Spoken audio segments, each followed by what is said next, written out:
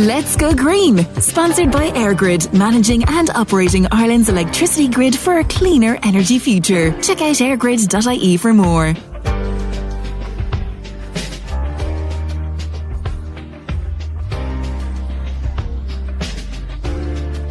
Hello, and you are very welcome to this week's episode of Let's Go Green here on Midlands 103. I'm your host, Aisling O'Rourke, and I hope you are safe and well as you tune in this week. This week's episode is Christmas centred. So if you're fed up of Christmas and you don't want to pay attention, you have my permission to switch off and go to something else, but please don't.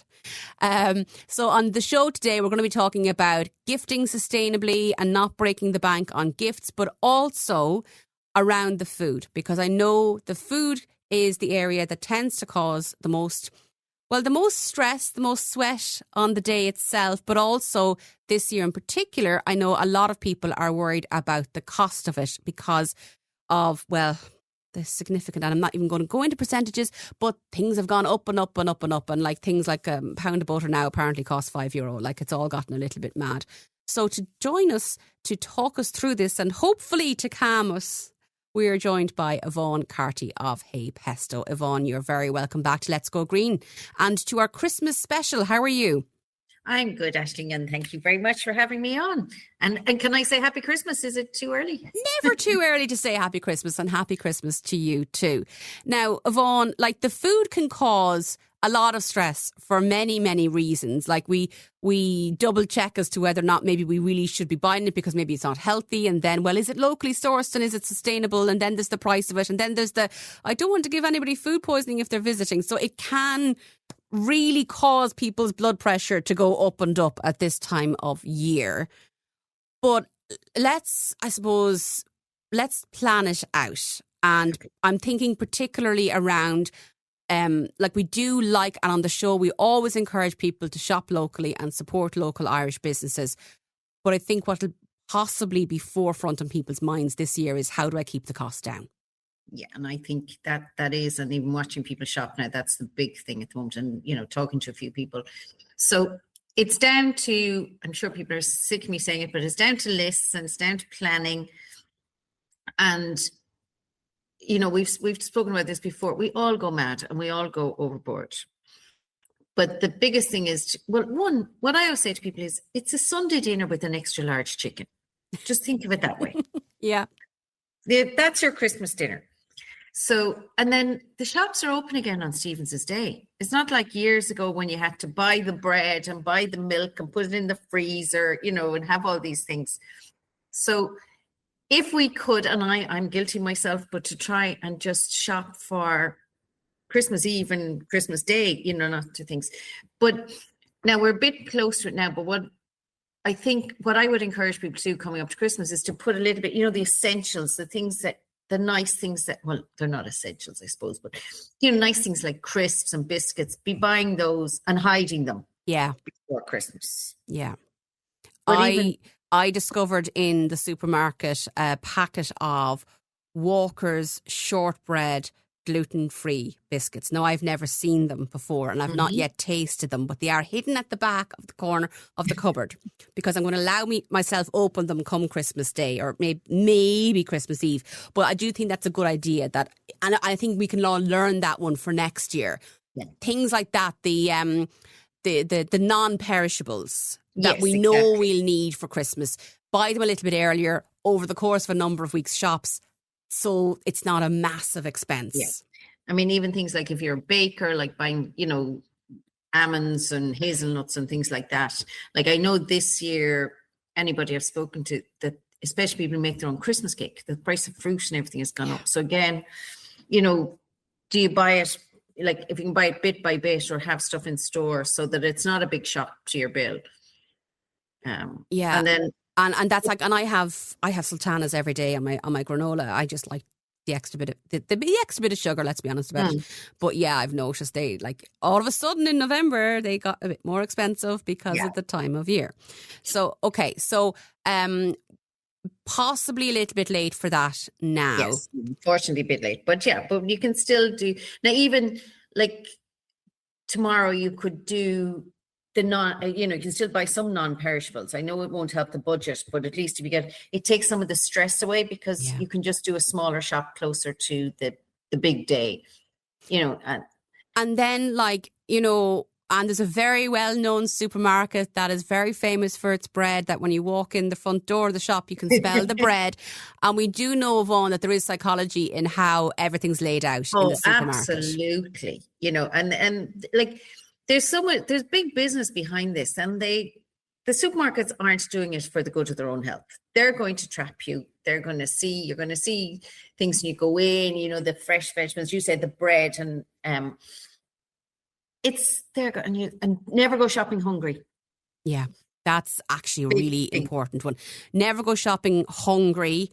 And I think maybe if you're particularly stressed about money, if there's somebody who might be a bad influence on the shopping, maybe leave them at home if you can. And what I find is easier than to try and avoid temptation is make your list and divide the list up into how things are laid out in the supermarket. Yeah. And go follow that and try and avoid maybe the snack aisle, or in certain supermarkets, the middle aisles, that you have to be focused, because it's so easy to get distracted. And then you get your bill and you're going, oh my God, what did I do? I got totally snookered earlier. I was going to a garden centre, not a supermarket. But I got the particular garden centre had staff dressed up as like Christmas jesters, I suppose is the best way to describe them. And I went in and I was really focused. I knew exactly what I was going to buy. And then all of a sudden I was like, oh, it's Christmas. Because look at that shiny thing over there. Oh, wow, she's in multicolours. Oh, God, they have a Christmas section that I didn't know about. And that was it. So, yeah, you have to go into the supermarket and you have to be absolutely full. Stomach has to be full, and energy. Don't go in tired. No. Now, I went into a supermarket today because I was passing one I don't normally go to, and no list, no nothing. And I've ended up with beautiful things, but I spent a lot more than I had intended to. Yeah. So when we're going in, I think that's a really good tip, actually. It's the making out the list in the order that everything is laid out in the supermarket. Because let's be honest, we're all in, we know in theory we should shop around for the best price for everything, but we tend, because life is busy, to be in a habit and go to the same supermarket or food shop. So we should have a fair idea where everything is laid out in the supermarket, and it does. So, and then I suppose, Yvonne, as well, ticking it off as you go kind of keeps you focused a little bit. Bring a pen. What are your thoughts on the scan as you shop machines? I like them because I can see the total price ticking up as I go.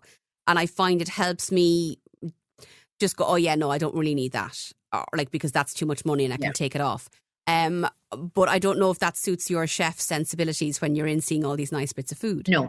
See, I haven't tried it because I'm a devil for picking things up and going, yeah, no, I'm going to do this. And then halfway around the shop, I'll change my mind on the menu. So things go back. Yeah. And then I'm going, I would confuse the machine.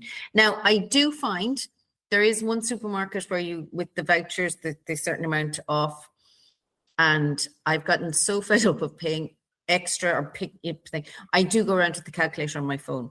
I'm the nerd in the shop with the calculator, and I'm adding up, because they don't do scan, but I'm adding up what I spent. Yeah. Okay. That's actually. I want to get to, if it's 10 off 50 or whatever, I'm going to make sure I get to the 50. Because there's been times I've gone to the cash desk and it's at 75 because you think you couldn't possibly have that much in your basket. Yeah. That's actually a really good tip. So if you don't like to use the scan as you shop machines that are in some supermarkets but not in others, just open up the calculator on the mobile phone, because we all have our mobile phones with us, and just tot it up as you go, or even now, and it's there's somebody in my life who used to be a banker and is loved very much, but she's very good at, she will make the list, and as she goes along she will write beside it the price of everything, and then all she has to do is to do the tot before she goes to the till. Oh no, that's too organised. That even leaves me standing, but I might have to try that now. But I think for this for it to ease the stress, I think it's about going in with a plan, and then just being really strict with ourselves. And then you don't, because I think there's an awful lot of guilt that comes with the overspend at Christmas. And I think if you can kind of think about it, well, I don't want to feel awful after this that I've spent €50 more than I anticipated, and now it's got €50 to spend less on heat or electricity or a gift, whatever it might be. That I think even though this sounds tedious, actually we'll feel better afterwards. Will you follow me around the supermarket today? Listeners, we may have discovered just before the phone call that we may have been in the same supermarket basically at the same time today. So, and both spent more than we had intended. So we're trying to share our knowledge based on what we didn't do today on today's particular shop. Then I suppose, like we should, Yvonne, when we're going around all the supermarkets, it is much easier nowadays to spot, I think, or at least it's getting easier to spot, say, the Irish grown veg or fruit and all of that. Should be. And I mean, you know me, I support the local markets and local producers as well, whenever I can. If you look at, I mean, think about it logically. If you see strawberries, they're not grown in Ireland at this time of year. No. Green beans aren't grown in Ireland at this time of year. It's quite a lot of veg aren't. But even when we think they're seasonal here, they're not necessarily Irish. You think you're buying something. I mean, I know we've talked before about the apples. You know, when it was apple season here, there weren't any Irish apples in the supermarkets. So you do have to kind of watch what you're buying and what you're looking at. We have some amazing producers. Now, am I allowed to plug any particular ones? Absolutely. Like I discovered, well, I've been using them for a while, but then I didn't realize that like Gary Hinch mushrooms have amazing vegetables. The Red Shed, I think it's outside Gary Hinch as well. They do all organic, and I think it's all organic. I'm not 100% sure. But there's our own market in Tullamore. You know, every Saturday you've got Lochbura and you've got, the name is just escaped me now. I'll be shot from Durrow, that bring in the veg as well. So, you know, there's a lot of things that you can do. And it's a pity we've lost all the small greengrocers. You know, there's nowhere to go anymore that's not a supermarket. And I think the ones that are still there, we really do need to support, because otherwise they won't be long with us if we don't. And I think as well, sometimes better value for money, because you only buy when you're picking up. The one thing that, and I know I say this on the show regularly, but the plastic bags, things wrapped in plastic bags in supermarkets, and I know it's a post-COVID thing, where it had been improving, and then COVID hit and everything got wrapped in plastic all over again.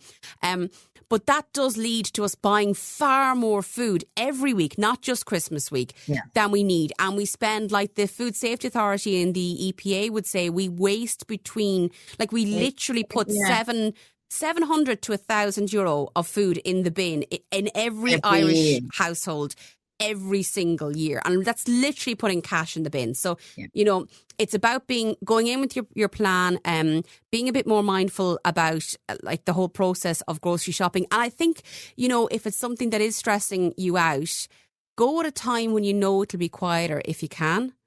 Because sometimes it's a case of, oh God, I can't just get me out of here. And you just throw everything in and you race out and you don't think it through. And that's when you get to the tail and you go, how much? And there's a sharp intake of breath. And some of the supermarkets on their apps, you can see when the busy times are. Yeah. And some of them are even doing quiet evenings now. Yes, actually, which is really useful for many reasons. And of course, then we can't forget the local butchers and fishmongers. Yes, oh no, please support your local butcher. Are we concerned about turkeys? Because I know there was turkey, there was flu. See, Aisling, I'm not a turkey lover. But there seem to be stocks available. Okay. But you do need, and it's probably even now, put your order in.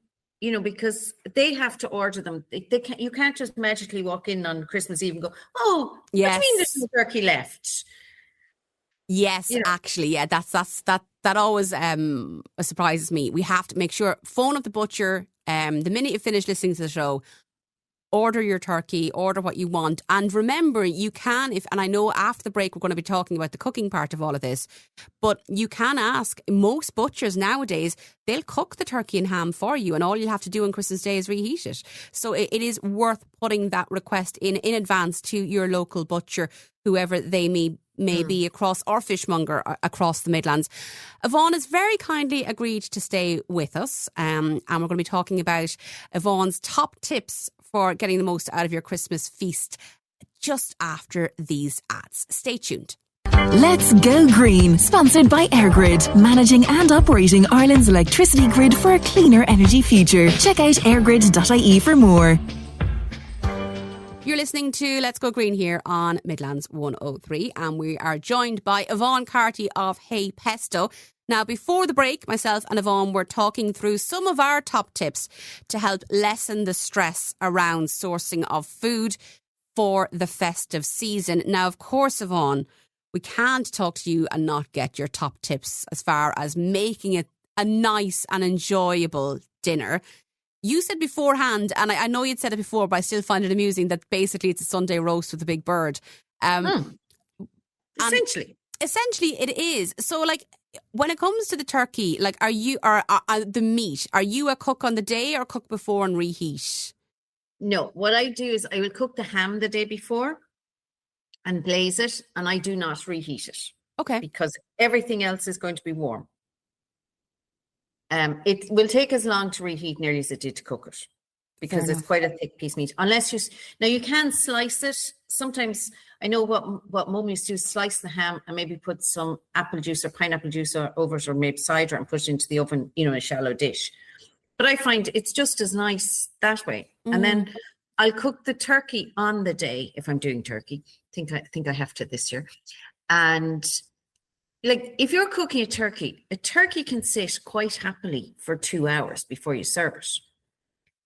So you take out, and that's food safety, that is allowed under all food safety legislation. So what you do is you put your turkey in first. You take, you allow it to cook. You do your 20 minutes a pound, or somebody told me recently, you need to be more metric, but I still do meat in pounds. Or you use a meat thermometer, which I've started using. It's much handier, it works it out. You set your meat thermometer to, it has to be at 70 for over 2 minutes, or else hit over 75. But if you set it at 73 for a turkey, it's going to continue to cook on anyway. But for safety, said let's take out any ambiguity. Set it to 75 for using a probe. And is this now on the meat thermometer? Is this one that you open the oven and you dip it in? Or I know there's some that you can leave in. Yeah, there's some that you can leave in. The leave-in ones will be more accurate, but if you don't have one, just you get a meat thermometer for under €10, or you should get one, and just check it occasionally. Now, make sure you check the thickest part of the meat, and that your thermometer doesn't touch bone or cavity, because you don't want a false reading. So you're going to check it between the breast and the leg, the thickest part there. So that's what, or if you don't have a thermometer, cut it there, and if the juices run clear, it's cooked. Yes, that was the one that I was raised with. Wait till the juices run clear. Yeah. When you say it can sit for 2 hours quite happily, do you mean, will it not get cold? That's the immediate thing that I worry about. Take your turkey out, put a sheet of baking parchment over it if you have it, then put tin foil on top of that, and then wrap it in a thick towel. Okay. So it's sitting there and it's resting, and all the juices are going back into the bird. You shouldn't cut meat straight away. Let it absorb back all the juices, and you've got a lovely juicy bird. Then you have your plates warm. All your veg are going to be hot. Your gravy is going to be hot, so it's going to be fine. And Yvonne, what if, say, in my case, I'm single. I'm going to go to my mum's house. It'll be the two of us for Christmas Day. It'll be a small Christmas Day, and we. Sometimes in the media we talk about the big festivities around Christmas, and for some people it's a very small occasion. It's a small household. Is there any difference? Say, I'm used to cooking a turkey with the cavity and putting the stuffing in, and I know how to do that. A smaller, say, a crown of turkey, or is there any difference in cooking that because you don't have the cavity for the air to move around? It's going to cook quicker. What I do is last year I didn't do. There was only 3 of us, so like that, I just did the turkey breast, and I actually butterflied it out and put my stuffing on top of it and rolled it. Okay. Baked it like I don't know what you'd call it, Valentine maybe. I don't know. But A roulade. Yes, Except it's not a roulade, but yeah. And I use the meat thermometer then to cook that. But you still cook it to 75 degrees. You're still cooking at the same temperature. And now the bones aren't there to conduct the heat, but it cooks. Or another year I did it in pastry. I was trying to do I did a turkey Wellington. Very interesting. Oh, we do all sorts of things. And this year, for anybody, I'm going to do another plug now for me, because on my Instagram from tomorrow, I think it is, we will have a sirloin of beef recipe. Oh, lovely. Irish Hereford prime beef. So to do that. So, and that would be, if you were doing for 2 or 3 people, it would be ideal. Yeah, absolutely. That would be really nice. And vegetables. I have an awful tendency to cook far more than is needed. And I know that feeling. I'm very easily influenced when I go into the supermarket. Like, I love doing things like roasting beetroot with carrot and butternut squash with balsamic vinegar. Add some chestnut in with your beetroot when you roast it this year. I've never had chestnut.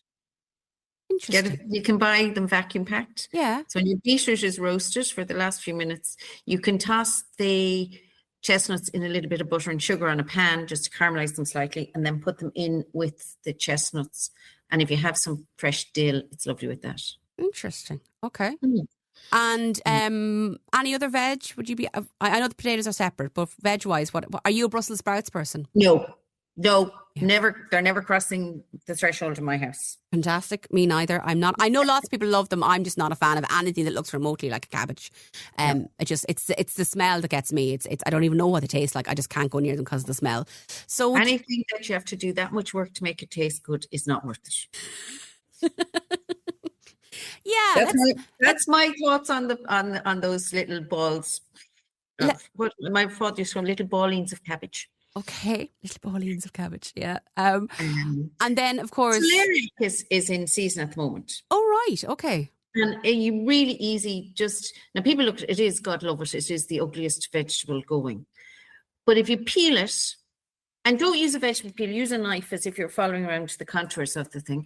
Chop it into little squares. Drizzle a little oil on it. There's a lovely hazelnut oil that you can get in the market here from Ion Oils. Put that in and then roast it for about 15-20 minutes, and then drizzle it with a little bit of honey. Celeriac mash is also quite nice. Yes. Or you can do celeriac gratin. You can intermingle your potatoes and the gratin. Celeriac soup. Celeriac and hazelnut soup is beautiful. Oh. And before we get on to Stephen's Day, potatoes. What's your favourite way to do them? This year's favourite is Palm Anna.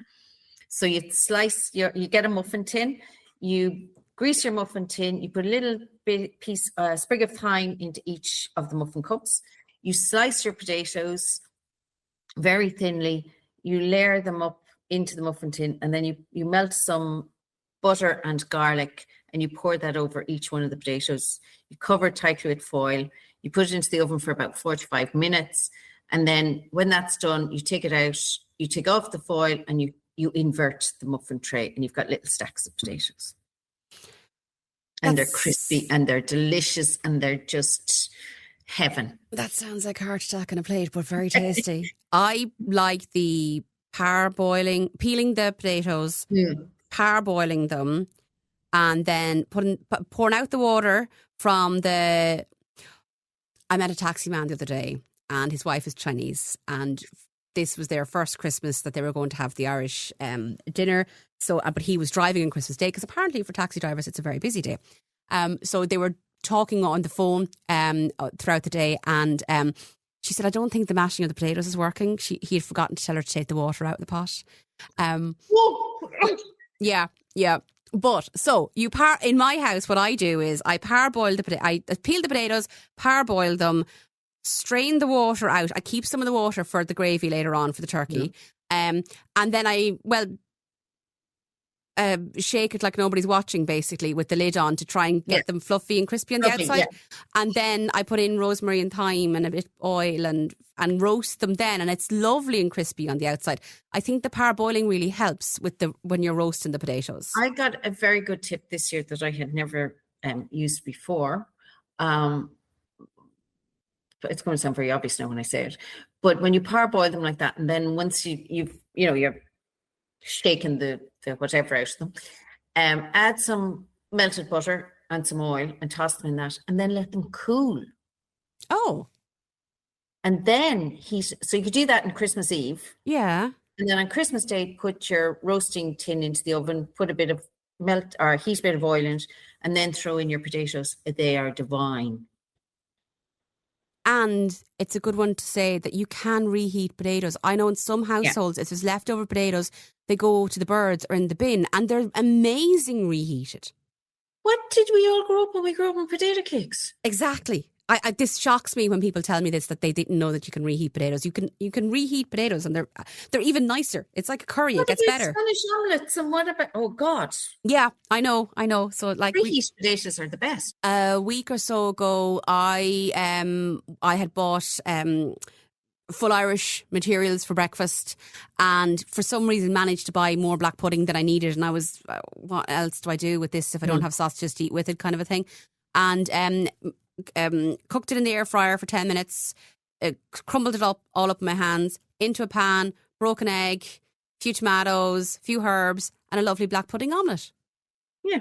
Or you could have served it with your scallops as your starter for Christmas Day if you're feeling flahuluk. Scallops? Yes. Now. Is that not a bit bougie for Christmas Day? It's perfect. I did it here one Christmas. It was absolutely delicious. Now I'm slagging you off for it. I do a prawn cocktail. I do a Jamie Oliver prawn cocktail recipe with Tullamore Dew as in the prawn cocktail sauce. So yeah, I suppose that might be considered bougie as well. I think I got them from Jason last year, the year before, and I just did them with a little bit of puree. Like if you have the black pudding and a little bit of apple, or else do cauliflower puree or something. I'm sorry, yeah. Or the other thing that I did, if you can't stretch to 3 per person, which they can be expensive. Yeah. Make a parsnip and apple soup and serve 1 scallop on top of each portion of soup. Oh, nice. Very nice. And speaking of Jason Barron, who is the Midlands fishmonger, I must send him an old text. I have to go down on Thursday because I must. Well, you may tell him I'll be looking for my mussels. I love to do mussels on Christmas Eve, mussels and chips, and a glass of white wine. It's just something that I always love doing at Christmas. What about people who are not into meat, maybe want some fish at Christmas? Like I know some people will do like a side of salmon. Yes. And there's different ways that you can do it. Like you can do it, just do the whole thing in pastry. Or another one that I used to do, I was only looking at the recipe the other day, is get 2 pieces of salmon and you make a ginger butter, add in ginger into, actual butter, and roll it out flat. And then that goes in between, you take off the cling film and it goes in between the 2 pieces of salmon, and then you roll that in pastry. So when you cut into the pastry, then you've got all this beautiful ginger butter coming out, so you don't need a sauce. Very Yeah, I'm doing heart attacks on plates here, aren't I? Well, I saw a number of Christmases ago, I was going to Lidl for something or other, I can't remember, and they had this massive billboard on the side of the building. It was pre-made, so you were supposed to buy it in the package. A side of salmon poached in gin. So ever since on Stephen's Day, I like to do a small side of salmon and some nice local gin, and it's actually really, really tasty. And it cooks in minutes, minutes. This is the thing, Ashley, I'm always saying to you, like the Irish people as a nation, and I'm not I'm including myself, but everybody overcooks fish. Yes. We overcook beef and we overcook fish. Yeah. But we definitely overcook fish. Like fish is nature's fast food, and it cooks really quickly. And you said about the air fryer, like you put a few fillets into an air fryer and a bit of baking parchment, perfect. Or do it in a little parcel with. You don't even need this. This is fat free. I actually have a recipe that's not good. Stop the presses. Get each portion of salmon, put it into a bit of baking parchment, add in some lemon or some lime juice, and close it up, and it'll steam inside in the air fryer or the oven in less than 10 minutes. And if you are getting fish, go to the local fishmonger. It always tastes better if it's fresh. And you can trust where they're coming from. And there's another, I mean, I know we're on the Midlands, so I know Jason does most places, but there's also Al's Fish Shop in Portarlington. Yeah. So, you know, we know everybody won't travel to Jason. Well, you've got two options for some lovely local and Irish sourced fish this festive season. Well, if we haven't given you ideas, I don't know what to say. Yvonne Carty of Hey Pesto, thank you as always for joining us on our Christmas special. Yvonne comes back year after year to give us her top tips with new recipes every year. And of course, Yvonne, you've got so many recipes on your own website and social media, don't you, as well? I do, yes. So just search for Hey Pesto and you will find them all there. And Yvonne and I share a birthday, so we have to say happy birthday, Yvonne. And happy birthday, Aisling. Well, after the break, we will be joined by Aoife McHugh of Timeless Celebrations Ireland to give us some stress-free Christmas gift ideas. Stay tuned. Let's Go Green, sponsored by EirGrid, managing and operating Ireland's electricity grid for a cleaner energy future. Check out airgrid.ie for more. You're listening to Let's Go Green here on Midlands 103. Now, we are at a time of year when it can be very pressurised and there, you know, dare I say it, some panic shopping going on, and sometimes we don't make the best choices for our pockets or the environment. So I'm joined now by Aoife McHugh of Timeless Celebrations Ireland to help us come up with some ideas that might be a little bit more sustainable this Christmas season. Aoife, you are very welcome to the programme. Thank you, Aisling. Thanks for having me on. Now, full disclosure for our listeners, Aoife and I, we do work on Timeless Celebrations communication strategies. So just so listeners, I'm being totally transparent. But I wanted to get Aoife on because Aoife is a fabulous champion of Irish businesses and Irish made products. Now, I know you've had a very busy season, but as part of selling your own wares, you have the benefit of meeting so many craftspeople at all these markets up and down the country. Yes, I do. Look, our country is full of the most incredible businesses. I was in Ballymaloe for 2 weekends, so got plenty of shopping done there and also at Gifted. So we're spoiled for choice to shop local and shop greener. You know, it's just it's great. So a few companies that I have bought little gifts this Christmas for myself and for other people. Well, that's just it, because we can't just be giving gifts to others. We have to enjoy the season while we're at it. Now, Aoife, first things first, talk to me about Timeless Celebrations. What exactly is the company? So Timeless Celebrations is a sustainable festive goods company, and my signature product is Timeless Crackers, a fabric reusable Christmas cracker made in Ireland. They pull apart and reattach with Velcro. So they're designed exactly like the Christmas cracker, but they don't have all the waste and nothing's going in the bin. And then it's also thoughtful gifting. And they do have the snap, so they make that all important bang. And they are absolutely beautiful. I have put a request into Aoife for 2026. I'm going to try and get them in my brand colours because, you know, why not? But Aoife, as part of this, you've had to investigate, you know, what companies are out there. And when we think sustainable, sometimes, and I know we'll talk about them, sometimes we're afraid to try and buy Irish because we have an idea in our head that it has to be big and it has to be really expensive. But you found some companies that do some lovely small gifts that are ideal as Christmas cracker filler or stocking filler as well. Yes, exactly. Well, Janny soaps is one of my favourites. It took me a while to transfer from, you know, the shampoo bottles to Janny's soap bars, and they are incredible. She makes them in Kildare. She's an amazing business and champions the whole sustainability and reducing plastic. Another company I love is Roots Vegan Lip Balms. Also, they're made in Dún Laoghaire. And I have also this Christmas discovered a few more amazing brands. On the luxury end is Wear With. They have the most beautiful cashmere jumpers, an Irish company, gorgeous gloves, hats, scarves, So, and lovely shirt collars that you put underneath your jumper.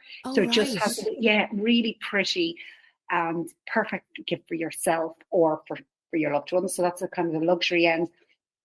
Then I've also come across a company called Pop Out Planet. And these are the cutest little pop out kind of jigsaw things that the kids can make. So they have them in like little sleighs, all different Christmas things that they can make. So great little activity also to keep the kids busy.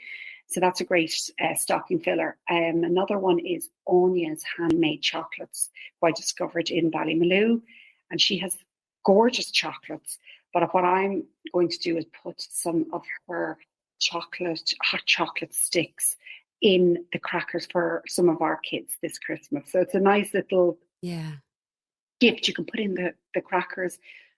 And I know for sure they're going to use it because they're going to drink that hot chocolate. So we're just spoiled for choice. So it's the gifting is endless. So do go online and even Google just Irish businesses and check out who is in Ballymaloe and check out who's in Gifted. That's an easy way to just look at the list of companies that are available and Irish. That's a really good idea. So if you're not sure, because we see, we know that it's built into the Meta business plan, all of these false advertisements, like they earn millions from it. So we can be afraid to, well, if I click on that, it looks Irish, but I'm not so sure if it's Irish or not because it could be a scam ad. So go on to the likes of Ballymaloe's Christmas Fair website. Even though it's over now, you can look at the list of companies that were featured there or at Gifted or at another market in your locality and then go and find that company's website, or they maybe even have a shop near you. Exactly. It's an easy way. And I know Ballymaloe, it's only Irish companies allowed there. So you're definitely getting an Irish company. And it's just an easy way to buy local and not have all the hassle of actually wondering, is the gift going to turn up for Christmas because it's coming from far away? That is very true. I had to put something in the post myself in the last couple of days, and it did arrive safely. But I was very, very nervous that it might go missing because it was an item that didn't belong to me and I didn't want it to get lost. So that's another added pressure at this time of year. Now, Aoife, you're a mum, and no one is immune to the pressures of Christmas shopping, and we all get the ads and we're out and about and we get the festive spirit. So how do you manage the Christmas overwhelm when it comes to trying to get nice gifts for people? Well, look, I always say you can't do everything right. I have kids, they like Lego, they like things that are not sustainable. So what I do try is to Santa brings whatever they, different gifts. But I do ask the aunties and uncles to buy on Facebook secondhand. A secondhand Lego set is a perfect gift to get kids from the aunties and uncles. They don't know that it's secondhand, and plastic doesn't really use up. It doesn't wear that much. And then I just also a lot of experiences, time with people, I think is a really, really important gift. So it could be a voucher for a restaurant. It could be vouchers for some brands that they like. So maybe don't have to buy something. It can be something that they can go out and choose. So for sure, because there are so many gifts that are wasted at Christmas. I think I heard some crazy stat about the amount of unused gifts that goes either into a cupboard or into a charity shop. So it's not, I don't think it's a bad idea to get people vouchers, as well, that, and yeah. And I know, last Christmas, there's 3 young men in my extended life, and I have to be honest, it was a bit crazy, and it was lastminute.com, and because they were at an age that I just was really struggling to come up with an idea as to what to get for them. So then as a result of that, I procrastinated about it. And then my mum suggested, why not get them a voucher for the cinema? I didn't know you could get a voucher for the cinema. It didn't occur to me. So anyway, I kind of felt I didn't know if they'd like it or not. And they were absolutely thrilled. They all went out and went with their friends. So I'm going to do the same thing again this year because it got them out of the house and out socialising with their friends. And they can treat their friends to it. You know, it's a nice experience for them as youngsters that doesn't necessarily require the assistance of mum and dad, you know. So vouchers, they're not just for adults either. No, that's actually a brilliant idea. And my son has received a couple of cinema vouchers and he's delighted, you know, for birthdays and things like that. So no, actually it's a very good idea. That's one for me to put on my list as well. I haven't thought about the cinema. I've forgotten about those. So like that's great. It is like you can do things like I know you can get vouchers for the zoo. They do different activities, you know, so it's about maybe for being a bit more mindful as we're approaching the final couple of weeks of the madness. Exactly. And also, lists are the most important. Sit down, have a cup of tea. Instead of scrolling on your phone, get a piece of paper and write down everyone you need to buy for and write down what you've got. Because you know what? Sometimes we end up panic buying and overbuying. And it's a waste of money. It's a waste of our time and it's a waste on the planet. You know, it's just, and people don't want what we're, you know, when you impulse buy, it doesn't tend to be something that someone wants. Exactly. And like the other thing is as well, particularly when buying for kids, if you spend an awful lot of money, it's not necessarily appreciated, you know, so just be mindful budget wise. Like don't panic and then overspend and end up in debt, because sustainability is about being good to the environment, but also we have to be financially sustainable as well. And I know there's someone else in my life this year and I was really struggling to figure out what to get from her, and her mum did send a suggestion which felt a bit small. So, and I'm saying this because I know she doesn't listen to the show because she's too small, so I can say it out loud. But I'm using an AI tool and I'm collecting family photographs and I'm turning it into a colouring book for her. So it's going to be relatively easy to make. I'm putting it in nice paper. I'm going to go to the local stationery shop, trying not to mention any particular brands, and getting them to bind it for me. So it'll be a nice little memento. And yeah, it takes a couple of hours of my time, but it's not particularly expensive and it's something that will last as well because she'll have it as she grows up. I think that is an absolutely gorgeous idea. It's so thoughtful, so practical because kids love colouring books. So she's going to, oh my God, she's going to be so excited about that. Colouring in people she knows, you know. And in my own hope, I hope it gets her off the mobile phone screen for a bit because she loves colouring in the mobile phone, so why not do it in real life? But that's my secret agenda that's not so secret anymore. Well, listen, Aoife McHugh of Timeless Celebrations Ireland, timelesscelebrationsireland.com. Thank you so much for joining us on Let's Go Green and giving us some tips in what can be a very stressful period of time for a more sustainable Christmas gifting season. Thank you for having me on and Merry Christmas. And same to you. We'll be back after the break. Let's Go Green, sponsored by EirGrid, managing and operating Ireland's electricity grid for a cleaner energy future. Check out airgrid.ie for more. You're listening to Let's Go Green here on Midlands 103. Now, I know over the last few days, the weather has been nothing short of, well, dirty, quite frankly, and nasty and miserable. And I just wanted to take a moment to remind all of our listeners to make sure that if you have anybody in your life that might be medically vulnerable, might perhaps avail of a dialysis machine or you know, under particular stress around managing electricity and gas and all of those bills, do make sure that they are, or that you yourself are, registered with your energy provider as being a medically vulnerable customer. I do hope that we'll be discussing the new scheme for the government in the new year around solar panels, but also in cases of power outages, it does help for you to be prioritised if that is possible at that point in time. But it can only happen if you are already registered as being medically vulnerable with your energy provider. And at this time of year, with storms and all of that, power outages can be an issue. as can water outages and water shortages. So make sure on that one that you go on to Uisce Éireann's website and register your phone number there, so that if there is an issue with the water supply in your area, you can receive a text message. When you go on to water.ie, the pop-up should ask you to sign up for free text alerts. So basically, if there's an issue, perhaps a burst pipe, or maybe an outage for another reason, you will get a text message to let you know that they're working on it, that they're aware of it, and an estimated time of restoration of services there. And at this time of year, there are just two things that are worth noting for you as well.